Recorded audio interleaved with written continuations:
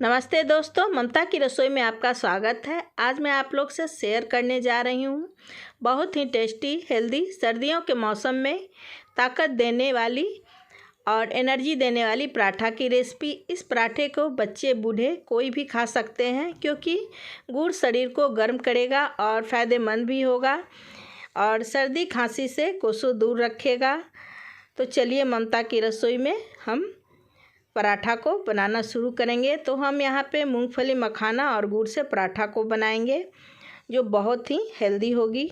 तो पहले हम फ्राई पैन को चढ़ाते हैं गैस पे और उसमें हम मखाना को भून लेंगे। तो हमने यहाँ एक छोटे कटोरी से मखाना ले लिया है और उस मखाने यानी कि आधा कप मखाना, और उस मखाने को मैं थोड़ा सा, इसको सॉफ्ट है तो थोड़ा नरम है तो इसको हम गर्म करके और थोड़ा इसको खस्ता कर लेते हैं ताकि कुरकुरी हो जाएगी। तो देखिए हमने यहाँ ये मखाने को थोड़ा सा ये गर्म कर लिया है ताकि नमी दूर हो गई है और कुरकुरी हो गई है। अब हम ज़्यादा जलाना नहीं है मखाने को। अब मखाना हमने निकाल लिया है। उसके बाद यहाँ पे हमने एक आधा कप मूंगफली को डाल दिया है, यानी कि तो आधा कप मूंगफली को डाल करके और इसको भी हम थोड़ा सा रोस्ट कर लेते हैं। तो देखिए इस तरह से हमने इसको रोस्ट कर लिया है। अब इससे आवाज़ चटकने की आ रही है, हमारी मूंगफली फट गई है, इसका मतलब कि अच्छी तरह से ये भून गई है। अब हम मूंगफली को भी निकाल लेते हैं और मूंगफली को निकाल करके इधर ठंडा होने के लिए हमने रख दिया है और इधर हम आटा को अब गूँथ के तैयार कर लेते हैं। तो हमने गेहूँ का 2 कप आटा लिया है और उसमें हम थोड़ा सा घी डाल देते हैं। तो आधा चम्मच हमने यहाँ पे घी डाल दिया है, जिससे घी डालने से पराठा का टेस्ट बहुत ही टेस्टी और अच्छा लगने लगता है। अब हम पानी से घी अच्छी तरह से मिक्स करने के बाद पानी से इसको गूँथ करके तैयार कर लेंगे। जिस तरह से हमने पराठा का आटा गूँथते हैं, रोटी का आटा, उस तरह से हम इसको गूँथ करके और तैयार कर लिए हैं। और आटा गूँथने के बाद अब हम यहाँ पे इसको ढक करके और 5-10 मिनट के लिए छोड़ देंगे फूलने के लिए, ताकि अच्छी तरह से फूल जाएगी। अब इधर मूंगफली हमारी जो है वो ठंडी हो गई है। अब हम हाथों से इसको मैश कर लेते हैं और इसका छिलका उतार लेंगे। तो इस तरह से हाथों से आप मैश कर लीजिए रब करते हुए, तो छिलका देखिए निकल रही है। तो हाथों से इस तरह से आपको थोड़ा सा इस तरह से मसलते जाना है और छिलका हमारी निकलते जाएगी। तो हमने यहाँ देखिए इस तरह से मसल करके और छिलकों को निकालेंगे। तो यहाँ पे मसल लिया है और छिलके देखिए इस तरह से साइड में हो रहे हैं। अब मैं इसको थोड़ा सा इस तरह से इसको फटक देते हैं तो छिलका आगे निकल जाएगी और मूंगफली हमारी ऊपर से हमने अच्छी तरह से इसको चून करके और निकाल लेंगे और छिलके को अलग कर देंगे इस तरह से। तो इसी तरह से हिला करके और आपको भी छिलका को अलग कर लेना है और मूंगफली, और थोड़ा बहुत अगर 2-4-10 में अगर रह जाए मूंगफली में छिलका तो कोई बात नहीं, उससे कोई दिक्कत नहीं है, आपकी पराठा वैसे ही टेस्टी बनेगी। तो देखिए हमने छिलका निकाल लिया है अच्छी तरह से मूंगफली का, और इसमें हम एक मिक्सी का पॉट लेते हैं और पॉट में हम मूंगफली को डाल देते हैं।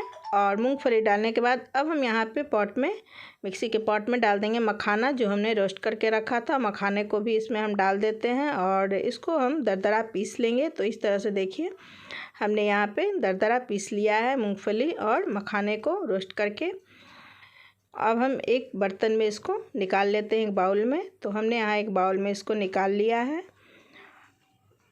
अब हम बाउल में निकालने के बाद इसमें हम इलायची डाल देते हैं। तो इलायची पाउडर हमने कूट के तैयार कर लिया था 2-3, तो 2-3 इलायची को, हरी इलायची को हमने इसमें कूट के डाल दिया है ताकि टेस्ट अच्छा इलायची का आए और खुशबू भी अच्छी आने लगती है।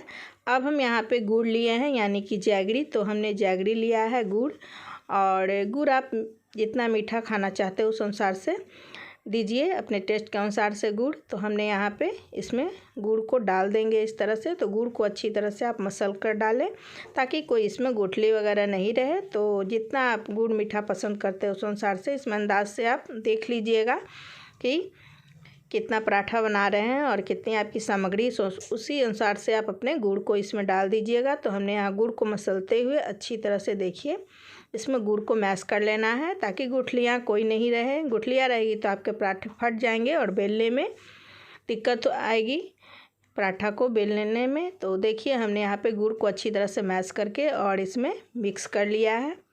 तो यहाँ पे मिक्स हमने कर लिया और मिक्स करने के बाद अब आटा की देख लेते हैं। तो आटा हमने यहाँ पे 5-7 मिनट के लिए छोड़ दिया था, तो ये अच्छी तरह से फूल गई है।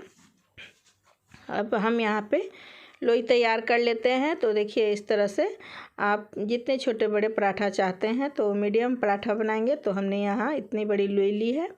तो लोई को अच्छी तरह से हम गोल करके और चिकना कर लेते हैं। लोई बना लेंगे पहले हम, और लोई बनाने के बाद देखिए इस तरह से अब हम इसको बना लेते हैं चुक्की आकार का। कटोरी, छोटी कटोरी जैसा हम इसको इस तरह से बना लेंगे। तो चुक्की आकार का हमने यहाँ पे बना लिया है, और इसी में हम भरेंगे स्टफिंग को जो हमने तैयार किया है मूंगफली और मखाने और गुड़ से। तो देखिए स्टफिंग तैयार है इधर। अब हम इस तरह से कटोरी में इसमें बना करके आटे का, और इसमें हम भर लेते हैं। तो आप इसी तरह से भर लीजिएगा, जितना आ सकेगा 1-1.5 चम्मच उसी अनुसार से देख लीजिएगा। तो इस तरह से हमने यहाँ पे 1.5 चम्मच तक डाल करके और इसमें अच्छी तरह से दबा करके, और थोड़ा सा और हम इसमें भर लेते हैं।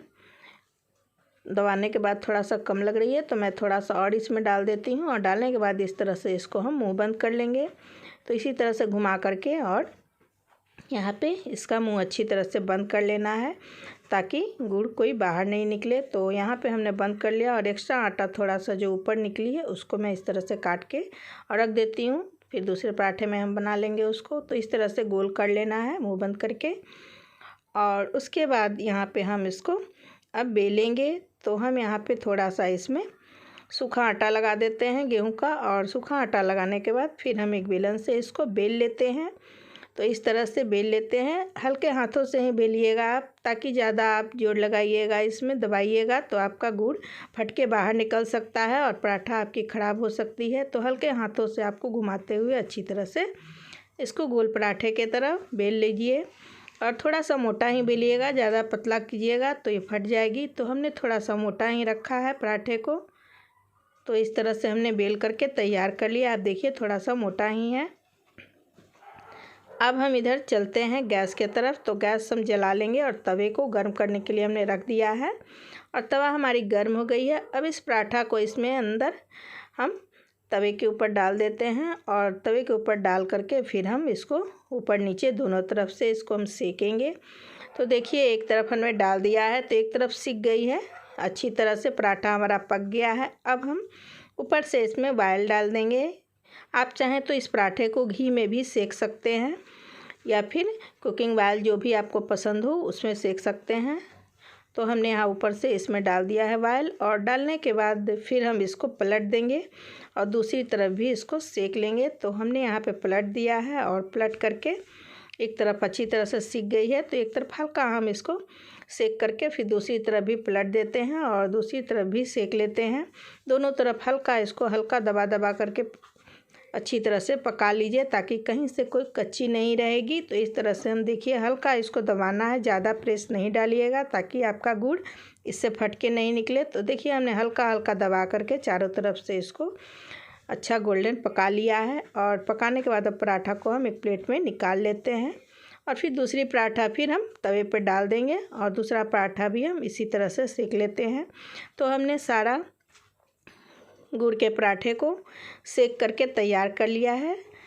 तो देखिए कितनी अच्छी बन करके तैयार हुई है हमारा पराठा। और हमारा पराठा आपको ये गुड़ वाले पसंद आया हो तो मेरे चैनल को सब्सक्राइब कीजिएगा, लाइक कीजिएगा, कमेंट कीजिएगा। फिर मिलते हैं नेक्स्ट वीडियो में, तब तक के लिए बाय फ्रेंड्स।